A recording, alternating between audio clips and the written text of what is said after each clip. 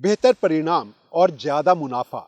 सघन बागवानी को अपनाने की बार बार बात अगर हिमाचल प्रदेश के भीतर की गई तो उसकी एक सबसे बड़ी वजह यह थी कि हाई डेंसिटी प्लांटेशन के इन पौधों के रूट स्टॉक के जरिए किसानों को बेहतर फसल भी मिल सकती है, गुणात्मक फल भी मिल सकता है और उनके लिए मुनाफा भी ज्यादा हो सकता है। आखिर सघन बागवानी की इस खेती में एश्योर्ड इरिगेशन की बात की गई है तो वो क्यों की गई है? अरविंद जी, बराबर हाई डेंसिटी प्लांटेशन के ऊपर अगर बात आती है तो उसमें सबसे बड़ा एक मुख्य कंपोनेंट कहा जाता है कि इसके लिए एश्योर्ड इरिगेशन जरूरी है। आखिर क्या वजह आपको लगती है कि सघन बागवानी सीडलिंग और इसके इसमें दोनों में ये बड़ा अंतर क्यों है और इसके लिए पानी की ज़रूरत क्यों है? देखिए, जैसे अभी डॉक्टर चंदेल ने आपको बताया कि जहाँ पे जो स्टैंडर्ड के 250 पौधे लगते थे पर हेक्टेयर, इसमें खासकर जो M9 है, इसमें आपका 4000 पौधा 1 हेक्टेयर में लग रहा है और इसमें आप क्रॉप भी ज़्यादा ले रहे हैं। तो इन सब वजहों को देखते हुए आपको इसमें इसकी वाटर रिक्वायरमेंट बहुत ज़्यादा है और क्योंकि ये शैलो रूटेड होते हैं और पानी के साथ साथ क्योंकि आप इसमें फ्रूट बहुत ज़्यादा ले रहे हैं तो न्यूट्रिशन भी वैसी ही आपको करनी पड़ेगी। इसके लिए भी यूनिवर्सिटी वाले ट्रायल कर रहे हैं, खासकर ये सॉइल साइंस डिपार्टमेंट ट्रायल कर रहा है। इसमें वो ड्रिप इरिगेशन, उसके साथ साथ फर्टिलाइज़र भी वो ड्रिप के थ्रू ही दे रहे हैं। तो इसमें पानी खासकर जो अगर आप M9 जाएंगे जो बड़ा ड्वार्फ रूट स्टॉक है, उसके लिए तो वही बागवान इसको M9 को अपनाएं जिनके पास एश्योर्ड इरिगेशन का सोर्स है, अदरवाइज ये सर्वाइव करने बहुत मुश्किल हो जाती है। एक दूसरी बात बराबर की गई है, हाई डेंसिटी प्लांट्स ये जो मंगाए गए हैं, विदेशों से मंगाए गए हैं, इनकी स्टैकिंग के लिए एक बड़ी ज़रूरत अगर कही गई है तो वो आखिर ज़रूरत क्या है? और आगे की जानकारी अगर हम इसमें सॉइल मैनेजमेंट और प्लांट न्यूट्रिशन को लेकर बात करेंगे तो किस तरह की जानकारी हम यहाँ से ले पाएंगे? देखिए, इसमें जैसे मेनली तीन तरह के रूट स्टॉक होते हैं, क्लोनो रूट स्टॉक। इसमें जैसे 111 जो है वो थोड़ा विग्रस माना जाता है, स्टैंडर्ड से 70% तक उसका प्लांट जाएगा। थोड़े होते हैं मीडियम लेवल के होते हैं, 106 हो गया, M7 हो गया, इससे 111 से थोड़ा छोटा रहता है प्लांट। और जो M9 वगैरह है, इसमें प्लांट बहुत ही छोटा रहता है। तो जो M9 पे जो पौधा लगेगा उसको तो आपको वो सपोर्ट सिस्टम लगाना ही पड़ेगा, अदरवाइज़ जैसे इसकी रूट्स बड़ी कम होती हैं और जैसे अगर बर्फ़ वगैरह आई या तूफ़ान आए तो ये पौधा पूरा का पूरा उखड़ भी सकता है। तो इसके लिए सपोर्ट सिस्टम बहुत ज़रूरी है।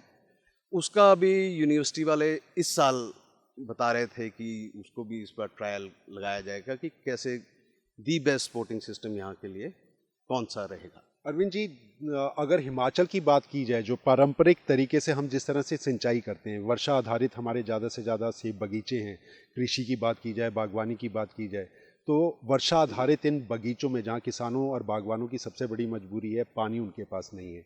एश्योर्ड इरिगेशन की बात सघन बागवानी के भीतर बार बार की जा रही है। तो आप ट्रायल्स के माध्यम से साइंटिस्ट ने अभी यहाँ पर नौनी के विश्वविद्यालय के जितने भी वैज्ञानिक हैं उन्होंने किस तरह की बात को पाया, और ड्रिप इरिगेशन आखिर क्यों सक्सेसफुल एक आने वाले समय की पद्धति हो सकती है? देखिए, आपने जैसे बोला कि पानी की, तो हिमाचल में क्या हर जगह ही पानी की समस्या तो है ही है। तो इसी वजह से अगर हम ड्रिप इरिगेशन वगैरह ये अपनाते हैं तो इसमें एक तो जुडिशियस, जितना मतलब कि आपको पानी चाहिए उतना ही, वेस्टेज बहुत कम रहती है। और इसमें यहाँ यूनिवर्सिटी के वैज्ञानिक ये डिसाइड, अभी ट्रायल्स जो चले हैं कि पौधे को कितना लीटर पानी किस किस इंटरवल में, मतलब कि उन्होंने डिफरेंट ट्रायल्स लगाए हुए हैं और उनका लास्ट में जो रिकमेंडेशन होगी कि इस रूट स्टॉक का पौधा है, इस साइड पे लगा है, तो इसको हफ्ते में या 3 दिन बाद इतना लीटर पानी देना है। तो इसकी जानकारी हमारे को किस तरह से किसानों बागवानों को, ये जो 2 वर्षों के भीतर अनुसंधान हुआ है, ये जानकारी हम किसानों तक कैसे पहुंचा सकते हैं? इसकी डिटेल जानकारी के लिए हम चलते हैं अभी हमारे जो सॉइल डिपार्टमेंट के हेड ऑफ द डिपार्टमेंट हैं डॉक्टर शर्मा, आइए उनसे पता करते हैं कि उन्होंने क्या रिजल्ट्स 2 साल में लिए। ये जो पौधे हमने यहाँ पे लगाए हैं, ये विश्वविद्यालय ने वर्ल्ड बैंक प्रोजेक्ट के अंतर्गत इटली से इनका आयात किया गया था और ये 2016 में हमारे पास पौधे आए थे और मई 2016 में हमने इनका यहाँ पौधरोपण किया था। और ये जो हमारे पास पौधे हैं ये सुपर चीफ वैरायटी है और इसका जो रूट स्टॉक है ये है MM106 पे लगी है वैरायटी। और ये जो पौधा, ये जो फासला है पौधे से पौधा, ये 1 मीटर का 2 मीटर का है और रो टू रोज स्पेसिंग है हमारे 2.5 मीटर की 2.5 मीटर बाई 2 मीटर की हमारे पास स्पेसिंग है। और इस हिसाब से किसान 1 हेक्टेयर में लगभग 2000 पौधे बड़े आराम से लगा सकता है।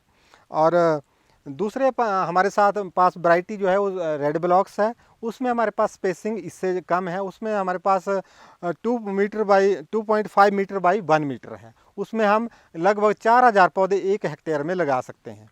तो लगाने के बाद हमने इस बगीचे में ड्रिप सिस्टम लगाया, क्योंकि हाई डेंसिटी में ड्रिप सिस्टम का होना बड़ा ज़रूरी है, क्योंकि ये पौधे जो है इनका बड़ा सैलो रूट सिस्टम होता है और इनके लिए खाद और पानी जो है अपर लेयर से ही उपलब्ध करवाना पड़ती है। ये हमारे जो दूसरे सीडलिंग रूट स्टॉक पे जो सेब के पौधे होते हैं उनका रूट सिस्टम जो है बड़ा गहरा होता है और निचली गहराई से भी वो पानी ले लेते हैं, पोषक तत्व ले लेते हैं। लेकिन ये जो हाई डेंसिटी प्लांटेशन है, ये जो ड्वार्फिंग रूट स्टॉक पे रेज की गई है, इनका बड़ा सैलो रूट सिस्टम होता है, इसलिए इनके लिए ड्रिप सिस्टम जो होना बड़ा ज़रूरी है। और सेकंड कि हम इसके ड्रिप के माध्यम से खाद भी देते हैं। तो जब खाद देनी होती है तो मैं किसान भाइयों को एक चीज़ बताना चाहूँगा कि खाद इसके लिए वही देते हैं हम जो पानी में पूरी तरह घुल जाती हो, जिसकी 100% सॉल्युबिलिटी हो। जैसे यूरिया को हम ड्रिप के माध्यम से दे सकते हैं, सिंगल सुपर फास्फेट को हम ड्रिप के माध्यम से नहीं दे सकते क्योंकि वो पूरी तरह से नहीं घुलती है। म्यूरेट ऑफ पोटाश को हम ड्रिप के माध्यम से दे सकते हैं। लेकिन फास्फोरस के लिए हमने क्या किया कि हमारे पास कुछ फर्टिलाइज़र मिक्सचर्स आते हैं, जैसे 15-15-15 है, 12-32-16 है, 19-19 है।